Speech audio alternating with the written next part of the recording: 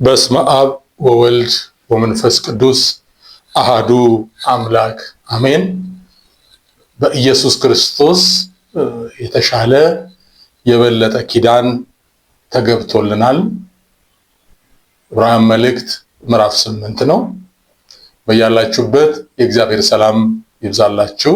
እንደምን ቆይታችኋል? ባለፈው የዕብራውያን መልእክት ምዕራፍ 8 እስከ ቁጥር 3 ሄደናል። ዛሬ ከቁጥር 4 እስከ 7 እናያለን። ለቻናሉ አዲስ ከሆናችሁ ሰብስክራይብ በማድረግ እንድትጀምሩ፣ ለተለያየ ጉዳይ ለምክርም አገልግሎት ለጥያቄም ለአስተያየት የስልክ ቁጥሮች አሉ እዚሁ ስክሪኑ ላይ፣ በሱ መደወል ትችላላችሁ። የእግዚአብሔርን ስራ ለማገዝ ልባችሁ የተነሳሳ ልባችሁ የተቀሰቀሰ ደግሞ ካለ እግዚአብሔር እንዳሳሰባችሁ መጠን በስክሪኑ ላይ ባሉ የባንክ ቁጥሮች በማስገባት ለእግዚአብሔር ስራ መፋጠን የበኩላችሁን እንድትዘረጉ በእግዚአብሔር ፍቅር አደራ ለማለት ፈልጋለሁ። የዕብራውያን መልእክት ምዕራፍ 8 ከቁጥር 4 እንግዲህ በምድር ቢኖርስ እንደ ሕግ መባን የሚያቀርቡት ስላሉ ካህን እንኳ ባልሆነም፣ እነርሱም ሙሴ ድንኳኒቱን ሊሰራ ሳለ እንደተረዳ ለሰማያዊ ነገር ምሳሌና ጥላ የሚሆነውን ያገለግላሉ። በተራራው እንደተገለጠልህ ምሳሌ ሁሉ ታደርግ ዘንድ ተጠንቀቅ ብሎት ነበርና፣ አሁን ግን በሚሻል ተስፋ ቃል በተመሰረተ በሚሻል ኪዳን ደግሞ መካከለኛ እንደሚሆን በዚያ ልክ እጅግ የሚሻል አገልግሎት አግኝተዋል። ፊተኛው ኪዳን ነቀፋ ባይኖረው ለሁለተኛው ስፍራ ባልተፈለገም ነበር ይላል። እግዚአብሔር አምላክ የተመሰገነ ይሁን። እንግዲህ በምድርስ ቢኖር ነው የሚለው ስለ ኢየሱስ ነው። ኢየሱስ አሁን በምድር ቢኖር ለነሱ በጻፈበት ሰዓት ማለት ነው ቢኖር እንደ ሕጉ ይላል እንደ ብሉይ ኪዳኑ ሕግ መስዋዕት የሚያቀርቡ ስላሉ፣ ምክንያቱም ቤተ መቅደሱ የፈረሰው በ70 ዓመተ ምህረት ስለሆነ በዛን ሰዓት የቤተ መቅደሱ አገልግሎት እንደነበረ የሚያመላክት ሐሳብ ነው እና እነሱ ስላሉ ካህን መሆን አይችልም ነበር በምድር ቢሆን ኖሮ። ነገር ግን ይላል ምክንያቱም ቤተ መቅደሱ ያለ እንደቆመ ያለ ቢሆንም ነገር ግን ቤተ መቅደሱ እየሰጠ ያለው የማይጠቅምና የተሻረ አገልግሎትን እየሰጠ ነው ያለው። ታዲያ እሱ በምድር ቢኖር ጌታ ኢየሱስ በምድር ቢኖር በዚያ ቤተ መቅደስ ውስጥ ሊያገለግል አይችልም። ለምን? ካህናት አሉ። ደግሞም እሱ የሻረውና የፈጸመው ስለሆነ ኖርማሊም ደግሞ ቃሉ እንደሚነግረን በሰው እጅ ባልተሰራ ቤተ መቅደስ ነው እንጂ እሱ የሚያገለግለው በሰው እጅ በተሰራና ምድራዊ ፈራሽ በሆነ ለሱ ክብር የማይመጥን ቦታ መስዋዕት አያቀርብም እና ካህን ሊሆን አይችልም ነበር በምድር ቢሆን። ለምን? በምድራዊ ስርዓት ለሙሴ በተሰጠው ሕግ መሰረት ካህናት በመሆን ማገልገል የሚችሉት ከሌዋውያን ዘር የሆኑት ናቸው። ስለዚህ ኢየሱስ ደግሞ በነገድ በስጋ ነገድ ብንቆጥር ከይሁዳ ነገድ ስለሆነ አይችልም ነበር። ያው ይሄ ዘፍጥረት ምዕራፍ 49 ላይ ይነግረናል። ዘፍጥረት 49 ከ8 እስከ 10 የይሁዳ የገዢን ዘር እንደሆነ ይነግረናል። እንግዲህ እሱ በምድራዊቷ ድንኳን ማቅረብ ካልቻለ የሚያቀርበው ከፍ ባለችው ፍጽምት በሆነችው ሰማያዊቷ ድንኳን መሆኑን ይሄ ሐሳብ የሚያመላክት ነው። ሙሴ የሰራው ቤተ መቅደስ መጀመሪያ በድንኳን ነው። ሲጓዙ ሲተከል ሲነቀል ሲተከል ሲነቀል በኋላም ደግሞ አገር ወርሰው በተቀመጡ ጊዜ የተገነባ ነው። ሰለሞን ገንብቶታል። ከሰለሞን በኋላም ዘሩባቤል ጊዜ ተገንብቷል። ሄሮድስ ያሳደሰው ቤተ መቅደስ አለ። ግን እንዲህም ሆኖ ይላል ምሳሌ ነው፣ ኮፒ ነው። ለምን? ለሙሴ ሲነገረው በተራራው ላይ እንዳየው ምሳሌ አድርገህ ከተባለ ኦሪጂናል የሆነ ዋና የሆነ በሰማይ አለ ማለት ነው። ስለዚህ ዋናው በሰማይ ካለ ይሄ ምሳሌ ነው፣ ጥላ ነው። ዕብራውያን 10:1 ይነግረናል። በዕብራውያን 10:1 እንደገና በቆላሲስ 2:17 ላይ ጥላ ይለዋል። ስለዚህ ጥላ አካሉ ከመጣ በኋላ ጥላው አያስፈልግም። ዋናው ሲመጣ አካሉ ሲገለጥ ጥላው በአካሉ ስለሚተካ ስፍራ አይኖረውም። ታዲያ ሐሳቡ እንግዲህ እንዳትረሱ የዕብራውያን ዋና መልእክት ከዕብራውያን ወገን ከአይሁድ ወገን ወደ ክርስቶስ የመጡ ይደርስባቸው ከነበረው ፈተና ለመቀነስ ፈተናውን ለማምለጥ በተለይ ከአይሁድ ወገኖቻቸው ስለሚደርስባቸው ፈተና አሕዛብም ይዋጓቸዋል። አላውያን ነገስታት ማምኑ ከሃዲያን ነገስታትም ይዋጓቸዋል። በዛን ጊዜ ግን የአይሁድ እምነት ፈቃድ ያለው ላይሰንስድ የሆነ በሮማውያን ዘንድ ተቀባይነት ያለው ስለሆነ በዚህ ጋር ጠጋ በማለት ይሄ መጤ ተብሎ ክብር ለእግዚአብሔር ይሁን እንደ ኑፋቄ ተቆጥሮ ግን እውነተኛ የሆነው የክርስቶስ የወንጌሉ አገልግሎት ስለተገፋ ያንን ለመቀነስ ነው ጠጋ እያሉ ያሉት። ታዲያ አካሉን ይዛችሁ ወደ ጥላው መጠጋት ለምን አስፈልጋችሁ እያለ የሚጽፈው እነሱ ፈተናውን ለማለፍ ብለው ወደ አይሁድ ስርዓትና ምክንያቱም ከናንተ ጋር ነን ለማለት የአይሁድን ሕግ የብሉይ ኪዳኑን ሕግ የቤተ መቅደስን አገልግሎት መፈጸም አለባቸው እና ለምን ትፈጽማላችሁ እያለ ነው የሚነግራቸው። ወደ ኋላ እየሸሹ ናቸው። ፈተና ለማምለጥ ነው የሚሄዱት። ግን እየሄዱ ያሉት ከአካሉ እየተነጠሉ ወደ ጥላው እየቀረቡ ናቸው። ከዋናው እየራቁ ወደ ምሳሌው ነው እየተመለሱ ያሉት እና ይሄንን ነው የዕብራውያን ጸሐፊ ደጋግሞ አበክሮ ሊያሳያቸው የሚፈልገው። ታዲያ ምን ታረጉ ነው? ፈተና መጣብን፣ ችግር ደረሰብን፣ ሰልፉ በረታብን ብላችሁ እንዴት ነው ልባችሁ ወደ ጥላ ወደ አለፈው ወደ ትንቢቱ ፍጻሜውን ጨበጣችሁ ወደ ትንቢቱ ለመሄድ የምታስቡት ልባችሁ የተነሳሳው እያለ እየመከረም እያበረታታም እየገሰጸም ያለበት እንደሆነ እንመለከታለን። ሲነግረው ለሙሴ እዚህ ላይ ምን እንዳለው በተራራው ላይ እንዳየው ምሳሌ ሁሉን ታደርግ ዘንድ ምን በል ተጠንቀቅ ተብሏል። አያችሁ ለምንድን ነው ተጠንቀቅ ሲል ያቺ ሰማያዊቷ ዋና ስለሆነች እሷን በማስመሰል ከሷ ልዩነት በሌለበት መንገድ ባየው ምሳሌ ስራ ተብሏል። እና ለምን ተጠንቀቅ ተባለ? እቺኛው ዋናዋ የሰማያዊቷ ዋና ናት እና ከሷ የሚፈነግጥ ከሷ የሚለይ ነገር የለም።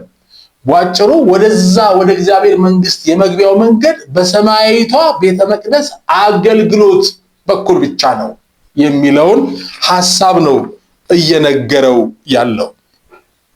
ይነግረውና ይላል አሁን ግን በሚሻል ተስፋ ቃል ይላል በሚሻል በሚበልጥ ተስፋ ቃል በተመሰረተ በሚሻል ኪዳን መካከለኛ የሆነ አለ። ስለዚህ ያ የበለጠ አገልግሎት የሚሻል አገልግሎት አለው። በመልከጼዴቅ ስርዓት የመጣው ክህነት መልከጼዴቅን ታሪክ ምናየው አብርሃም ከሰዶምና ገሞራ ምርኮ ሲመለስ በዘመን እንኳን ባለፈም አንሰናል በዘመን ብልጫ እንኳን ይሄኛው ክህነት ነው ይበልጣው አዲሱ ክህነት ነው ይበልጣው። ለምን ለክርስቶስ የተገባው ኪዳን በመልከጼዴቅ የክህነት አገልግሎት ነው። መልከጼዴቅ ደግሞ በዘፍጥረት ላይ ነው የምናገኘው። ይሄ የብሉይ ኪዳኑ ደግሞ እነኚህ ለመመለስ ልባቸው የከጀለው አገልግሎት ግን የተጀመረው በአሮን ነው። ስለዚህ በዘመን እንኳን ቅድሚያ ያለው በመሃል ላይ የተደረገ እሱ አለ እና ይሄ የሚበልጠው ያ ነው። በሌዊ ከመጣው ስርዓት ይበልጣል። ለምን በቀረበበት ስፍራ ያኛው ሰማያዊ ነው የመጨረሻው ኪዳን፣ ይሄ ምድራዊ ነው። እንደገና ደግሞ ኪዳኑ ፍጹም ነው፣ ይሄኛው ይሻራል፣ ሞት ይገዛቸዋል፣ ኃጢአት የብሉይ ኪዳኑ ማለት ነው። የክርስቶስ ግን ፍጹም ነው፣ በአንድ መስዋዕትነት ነው ሁሉን የጠቀለለው እና ይሄን ይነግራል። እና እግዚአብሔር ሰውን ለማዳን ኪዳን ይገባል። ሁሌ ትልቁ ነገር እግዚአብሔር በኪዳን ነው ያኖረን።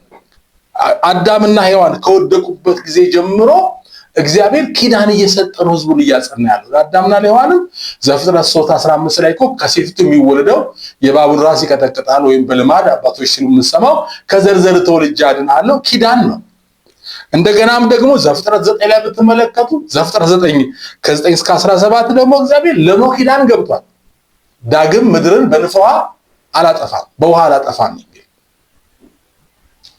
እንደዚህ ላይ ነካላ ታዲያ በምድር ላይ ጎርፍ የለም ወይ ሱናሚ ያየን አይደለም ወይ ብለን ድሮ ግራ ይገባን ነበር። እግዚአብሔር ያለው ጎርፍ ምናምን አይመጣም ማለት ዓለምን ሙሉ ግን የሚያጠፋ የኖህ ዘመን አይነት ውሃ ግን አይመጣም።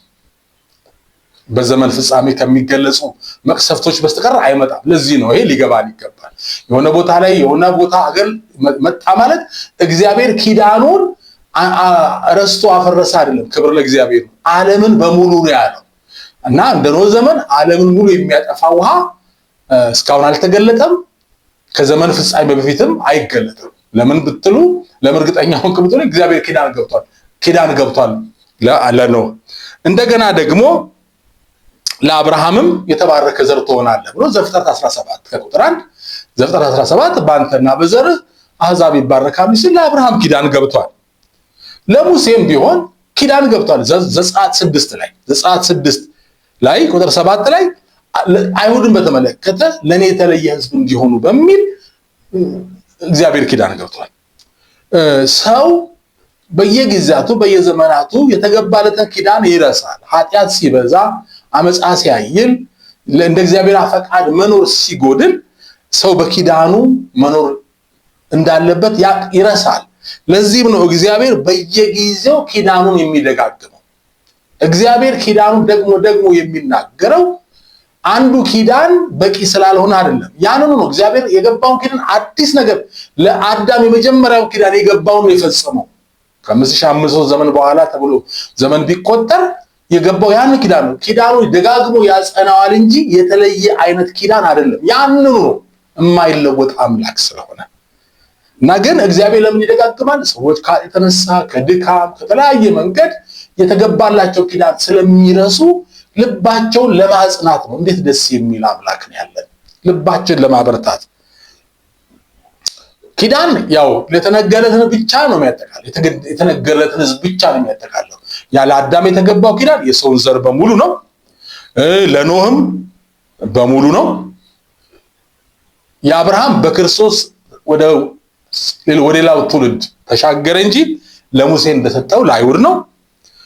ነገር ግን ስንመለከት ኪዳን እግዚአብሔር ሲገባ የሰዎች በጎ ስራ ወይም አመለካከት ወይም አስተዋጽኦ የለውም። በቃ እግዚአብሔር ተነስቶ አዳምና ሔዋን ኪዳን ሲገባላቸው ተነስቶ ለኖህም ኪዳን ሲገባ ለሙሴም ሲገባ እንዲሁ በራሱ ተነሳሽነት በራሱ ከቸርነቱ ከደግነቱ ከርህራሄው የተነሳ የሚገባ ኪዳን እንጂ ከሰዎች መልካምነት የተገባ ኪዳን አይደለም። ስለዚህ የሰው አስተዋጽኦ የለበትም።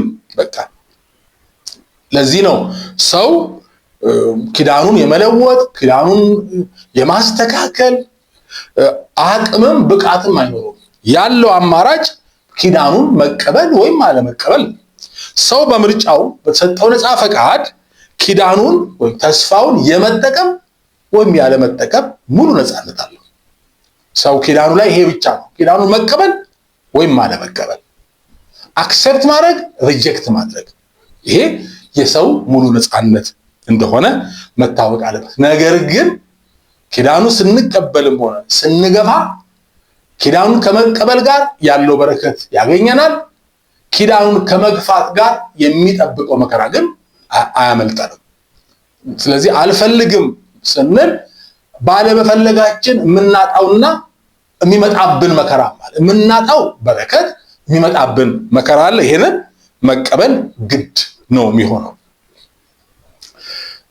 አዲሱ ኪዳን እግዚአብሔር ለሰው ልጅ ያዘጋጀው የመጨረሻውና ፍጹሙ ኪዳን ነው። እግዚአብሔር ለሰው ያዘጋጀው ዘላለማዊ እቅዱ የፈጸመበት ነው። የመቀደሙት ኪዳናት ጥቅማቸው ምን ነበረ ስንል ሊመጣ ያለውን ማመልከትና ሰው ከፍ ያለውና ፍጹሙን እንዲናፍቅ ማድረግ፣ ለሚመጣውና ፍጹም ለሆነው ኪዳን ሰዎችን ምን ማድረግ ማዘጋጀት ነው። በብሉይ ኪዳን በቤተ መቅደሱ መስዋዕት ሲያቀርቡ ማወቅ የሚገባቸው ምንድነው? አንድ ቀን ፍጹም የሆነ ካህን ይመጣል፣ ሊቀ ካህን። አንድ ቀን ፍጹም በሆነ መስዋዕት እናርፋለን። ለዚህ ነው መደጋገሙ ፍጹም የሆነ ነገር እስኪመጣ ድረስ ለመጠበቅ ነው የሚያዘጋጅ እንደሆነ እንመለከታለን። ስለዚህ እግዚአብሔር ለኪዳኑ ለፍጹሙ ኪዳን ሰዎች እንዲዘጋጁ የሚያደርግበት አሰራር ነው። ኪዳናት በየጊዜው ሲሆኑ ያንን ፍጹሙን ምን እንዲሉ እንዲያስቡ። ለዚህ አይደለም ዳዊት እጅህን ከአርያ አምላክ አድነኝ ያለው። እና የመጨረሻው ኪዳን ፍጹሙ ኪዳን አንድ መካከለኛ አለው። የብሉይ ኪዳኑ ከአሮን ጀምሮ ስንት ናቸው ያገለገሉ ሞት የገዛቸው ብዙ ናቸው። ይሄኛው ግን አንድ ነው። መካከለኛው ሜዲయేተር በእንግሊዝኛ የሚባለው አንድ ነው። ኖህ አይደለም፣ አብርሃም አይደለም፣ ሙሴም አይደለም። አንዱ ማን ነው? ጌታ ኢየሱስ ክርስቶስ ነው። መካከለኛ ማለት ምን ማለት ነው? ብዙ ጊዜ ያወዛግባል፣ በመጥፎ ትርጉም ይያዛል። ልንጠነቀቅ ይገባናል። መካከለኛ ማለት በሰውና በእግዚአብሔር መካከል ሆኖ ሰውና እግዚአብሔርን በፍጹም ያስታረቀ ማስታረቅ የቻለ ነው። ያም አንዱ ጌታ ኢየሱስ ብቻ ነው መካከለኛ የሆነው። ከሱ ውጪ መካከለኛ በሰውና በእግዚአብሔር መካከል የሚቆም የለም፣ አልነበረም፣ ሊኖር አይችልም። ለምን? መካከለኛነት ማለት ከሁለቱም ወገን የሆነ ነው። ከሰው ወገን ፍጹም ሰው፣ ከአምላክ ወገን ፍጹም አምላክ የሆነ ሰው ነው መሆን አለበት። እንግዲህ ጌታችን ኢየሱስ ክርስቶስ ብቻ ነው ይህንን መስፈርት ያሟላ። ሙሴ አላሟላም፣ አሮን አላሟላም፣ የቀደሙ ነቢያት አባቶች አላሟሉም፣ ሊያሟሉም አይችሉም ነበር። ስለዚህ ይሄኛው ግን ፍጹም ሊቀ ካህናችን መካከለኛችን ኢየሱስ በሰውና በእግዚአብሔር መካከል ያለ አንድ መካከለኛ ብሎ ቅዱስ ጳውሎስ ለጢሞቴዎስ እንደነገረው ያ ፍጹም በዘመኑ ምስክርነት በስጋው መስዋዕት ማቅረብ መካከለኛው የፈጸመው ክርስቶስ ነው። በሰው በኩል ሆኖ ስለሰው ለእግዚአብሔር መስዋዕትን አቅርቧል የራሱን ደም ቢሆንም፣ በእግዚአብሔር በኩል ደግሞ ከሆነ መስዋዕቱን መቀበል መንፈስ ቅዱስን በማደል እርቅን ማድረግ እንደታረቀን አስታረቀንም ታረቀንም አስታራቂም ነው፣ እንደገናም ታራቂ ነው እንደ አምላክነቱ። ያው ይሄ የእርቁ ጉዳይ ለመፈጸሙ ሰው አዲስ ማንነት ለመቀበሉ መንፈስ ቅዱስንም የሚልክ ነው። እዛ የሐዋርያት ሥራ ምዕራፍ 2 ላይ ሐዋርያት ሥራ ምዕራፍ 2 ከ36 እስከ 38 መንፈስ ቅዱስን እንዲልክላችሁ መንፈስ ቅዱስ ተልኮ አዲስ ማንነት፣ የቤዛ ቀን ማህተም፣ የርስት መያዣ መቀበያ ይህንን ያደረገልን ክርስቶስ ነው። ስለዚህ ነው ከብሉይ ኪዳን አገልግሎት ይልቅ የአዲስ ኪዳኑ አገልግሎት ምን ሆኗል? በዚህ አይነት መስዋዕት ላይ ስለተመሰረተ የተሻለ ተስፋ የተሻለ መልካም ነገር ለሰው አቀዳይቷል። የሰው ልጅ የማዳን ለሰው ልጅ ሕይወት የመስጠት ለሰው ልጅ እግዚአብሔር ያለው ዘላለማዊ ዕቅድ የማሳካት የማሟላት ችሎታ ያለው የአዲሱ ኪዳን አገልግሎት ነው። ስለዚህ እንዲህ አይነት የላቀ ተስፋን የሚሰጥ ሃይማኖት የለም። ታዲያ ምን ልትሆኑ ለምትሄዱት ነው? ፍጹም መካከለኛው እንዳልነው እዛ ኢዮብ 9 ላይ ከ32 እስከ 33 ኢዮብ 9:32 እስከ 33 በእኔና በእግዚአብሔር መካከል ምን ዳኛ በተገኛል? ጓደኞቹ መጥተው እንደ ሰው ሊያጽናኑ ቁጭ ብለው እንደ ወዳጅ ቁጭ ብለው እንደ ጠላት ፈረዱበት። ምን አለ እንደኔ ቁስል የሚስም እንደኔ በእኔና በሱ መካከል እጁን የሚያኖር ዳኛ በተገኛል። ኢዮብ በትንቢት የቃተተው ሰው የሆነ እንደኔ ሰው የሆነ ደግሞ አምላክም የሆነ ዳኛ ነው የሚያስፈልገኛል። እንዲህ አይነት ዳኛ እንዲህ አይነት መካከለኛ ነው እኛ ያገኘነው። ክብር ለእግዚአብሔር ይሁን። የመጀመሪያው ኪዳን የብሉይ ኪዳኑ ኪዳን ነቀፋ ስለተገኘበት ጉድለት ስለተገኘበት ፍጹም ስላልሆነ ያልተሟላ ስለሆነ ነው አዲስ ኪዳን ያስፈለገው። እና የመጀመሪያው ኪዳን የብሉይ ኪዳን እግዚአብሔር በብሉይ ኪዳን ውስጥ የገባውን ኪዳን ማከናወን አቃተው ማለት ነው አይደለም። ሰጪው እሱ አይደለም። ነገር ግን የእርሱ ዕቅድ በአሮጌ ኪዳን ውስጥ አዲሱን ኪዳን ማሳየትና ማመልከት ነው። ሕጉ ወይም ብሉይ ኪዳን የተሰጠበት ዓላማ ምን ነው? የበለጠውና የላቀውን ኪዳን በሩቅ ለማመልከት ነው እንጂ የብሉይ ኪዳን ሰጪ እሱ ነው፣ የአዲስ ኪዳንም ሰጪና ፈጻሚ እሱ ነው።